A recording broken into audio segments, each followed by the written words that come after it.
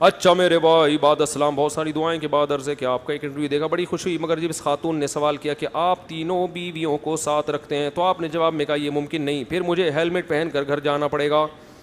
اس جواب سے یہ تاثر ملتا ہے کہ خواتین آپس میں مل کر نہیں رہتی۔ اس کے برعکس میری کزن جو کہ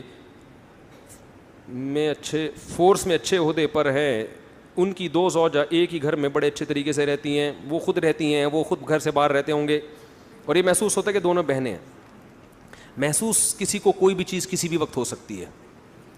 ایک تو یہ فوج میں ہو سکتا ہے، کوئی جی ایچ کیو سے کوئی ان کی بیویوں کے لیے الگ لیٹر آتے ہوں کہ تمیز سے رہو، ٹھیک ہے نا، ورنہ آرمی ایکشن لے گی۔ ہو سکتا ہے یہ آرمی کا ڈنڈا ہو، ٹھیک ہے نا، جس کی وجہ سے محبت سے رہ رہی۔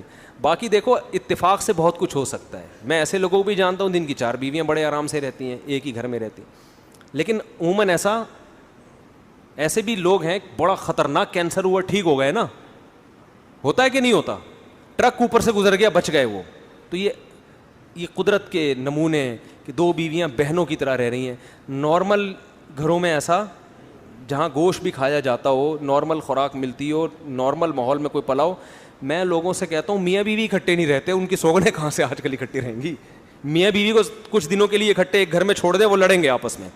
ان کو بھی ہم مشورے دیتے ہیں، جب زیادہ پھڈے ہوتے ہیں نا میاں بیوی کے، ہم کہتے ہیں ایک دوسرے سے کچھ دنوں کے لیے الگ ہو جاؤ، اس کو اپنی اماں کے گھر بھیج دو، تم بھی کہیں جا کے رہنا شروع کر دو۔ راحت اندھوری کا شعر ہے، دور رہنا ضروری ہے قریب آنے کے لیے۔ شعر کے تو ایسی کی تیسی کر دی، اس کا مفہوم بیان کر دیا میں نے۔ دور رہنا ضروری ہے کس کے لیے؟